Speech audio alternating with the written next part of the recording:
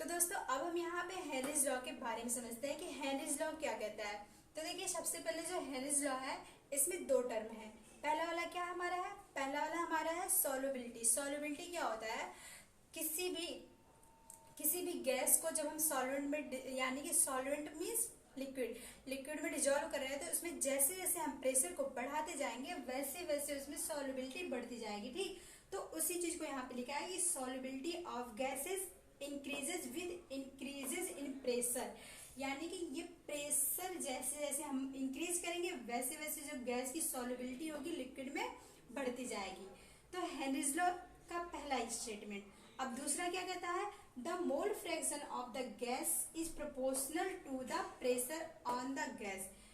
The mole fraction of the gas यानी कि जो गैस का मोल फ्रैक्शन है ये किसके प्रोपोर्शनल होता है, जो प्रेशर गैस पे जो अप्लाई किया जा रहा है प्रेशर उसी के प्रोपोर्शनल है। तो इसको हम किस तरीके से लिख सकते हैं, इसको हम मोल फ्रैक्शन को x से डिनोट करते हैं। तो x इक्वल हम क्या लिख सकते हैं, p, यानी कि x प्रोपोर्शनल टू क्या होगा हमारा p होगा। तो इसी चीज को सॉल्युबिलिटी ऑफ गैस, जैसे जैसे हम प्रेशर को बढ़ाएंगे वैसे वैसे गैस की सॉल्युबिलिटी बढ़ती जाएगी। और दूसरा क्या है, mole fraction of the gas, तो इसको इस तरीके से लिखेंगे mole fraction of the gas x है, ठीक, is proportional to the pressure on the gas. जो हम प्रेशर अप्लाई कर रहे हैं गैस के ऊपर उसी के ये क्या प्रोपोर्शनल होता है, यानी कि अगर हम प्रेशर को बढ़ाएंगे तो मोल्स ऑफ फ्रैक्शन भी बढ़ेगा गैस का, और प्रेशर को अगर घटाएंगे तो मोल्स ऑफ जो फ्रैक्शन होगा गैस का वो घटेगा। तो इसको देखिए हमारा जो अब हम इसको फार्मूले के बेस पे देखते हैं ना।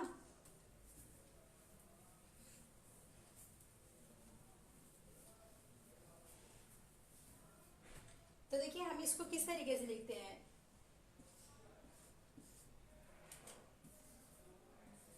x proportional to p।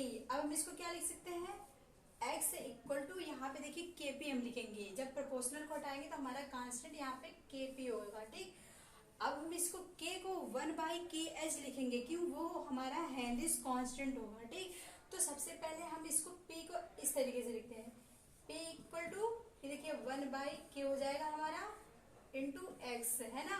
तो इस तरीके से हम इसे लिख सकते हैं। अब देखिए 1/k जो है ये 1 जो k हमारा होता है इसको हम kh भी लिख सकते हैं। क्या लिख सकते हैं, 1/k को हम kh लिख सकते हैं, यही हमारा हेनरीज कांस्टेंट है। तो अब हम p इक्वल टू क्या लिख सकते हैं यहाँ पे, p equal to kh into x, ठीक। तो ये हमारा हेनरीज कांस्टेंट जो होता है हेनरीज लॉ, इसी को हम क्या कहते हैं, ये हमारा क्या है हेनरीज लॉ है।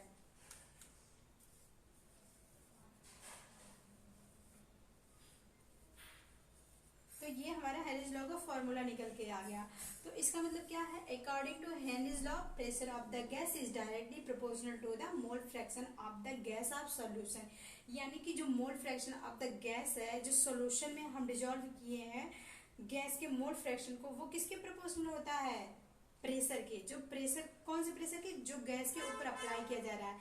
तो यही हमारा हेनरीज लॉ होता है। तो दोस्तों मैं आपको यहाँ पे एक फिगर बना के समझा देती हूँ कि किस तरीके से हम प्रेशर को बढ़ाते हैं और जो गैस के मोल ऑफ फ्रैक्शन होते हैं जो डिजोल्व होने की उनकी सॉल्वेंट संख्या होती है वो कैसे बढ़ती है।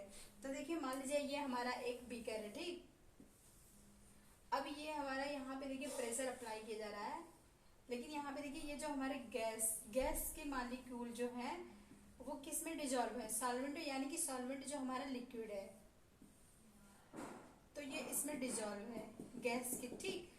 अब ये जो हमारा गैस का प्रेशर है, क्योंकि यहाँ से जो प्रेशर अप्लाई किया जा रहा है, ठीक। अब देखिए ये गैस का प्रेशर है, तो जैसे जैसे हम प्रेशर को यहाँ से बढ़ाते जाएंगे, प्रेशर को इंक्रीज करते जाएंगे, वैसे वैसे जो गैस है वो लिक्विड में और भी अच्छी तरीके से क्या होता जाएगा, डिजोल्व होता जाएगा। तो यही जो हम इसमें देखिए मोल्स, इसके मोल है, मोल फ्रैक्शन होगा। मोल फ्रैक्शन का मतलब कि वो और अच्छे से टूट टूट करके क्या मतलब और अच्छे से विखंडित होकर के ये जो सॉल्वेंट हमारा लिक्विड है इसमें डिजोल्व होता जाएगा। तो दोस्तों इस तरीके से हम इसे फिगर के बेस पे समझ लिए। अब आगे बढ़ते हैं। तो दोस्तों हम हेनरीज लॉ को समझ लेते हैं कि हेनरीज लॉ कांस्टेंट जो होता है वो किसके इनवर्सली प्रोपोर्शनल होता है। तो सबसे पहले मैं आपको बता देती हूँ ये सॉल्युबिलिटी, यानी कि सॉल्युबिलिटी के ये इनवर्सली प्रोपोर्शनल होता है। कौन, Henry's constant KH equal to 1/, solubility होगा। तो देखिए जो हमारा, लेकिन ये इसमें एक कंडीशन अप्लाई होती है, उसमें क्या होगा, उसमें जो प्रेशर होगा हमारा वो कांस्टेंट होगा। प्रेशर क्या होना चाहिए, कांस्टेंट होना चाहिए, तभी जो सॉल्युबिलिटी है वो हेनरीज कांस्टेंट के इनवर्सली प्रोपोर्शनल होती है। अब देखिए इसको हम हेनरीज कांस्टेंट की जब ये इनवर्सली प्रोपोर्शनल हो गई तो ये जो moles of fraction of gas जो सॉल्वेंट जो सोल्यूशन में डिजॉल्व है, ये क्या x inversely proportional to 1/KH भी हम इसे लिख सकते हैं। किस कंडीशन में, भी कांस्टेंट होना चाहिए। और इसमें दोस्तों जो हेनरीज लॉ की लिमिटेशन होती है, इससे एक एग्जांपल, एक हमारा क्वेश्चन बना था PGT 2009 में, तो बहुत इंपॉर्टेंट है कि वो कब अप्लाई होता है। इसमें क्या होना चाहिए, देखिए लिमिटेशन यानी कि जो हेनरीज लॉ की लिमिटेशन है, इसमें क्या, इसमें जो टेम्परेचर होता है, देखिए इसमें जो टेम्परेचर है वो बहुत ही ज्यादा लो नहीं होना चाहिए।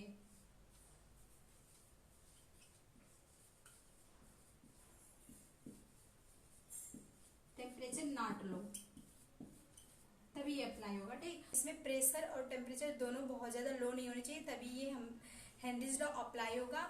और हेनरीज लॉ की यही क्या है, लिमिटेशन है।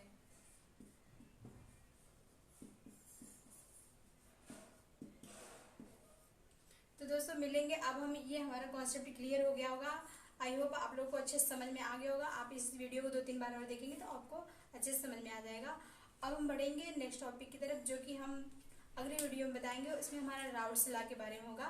तब तक के लिए आप लोग पढ़ते रहिए और अपना ध्यान रखिए। बाय।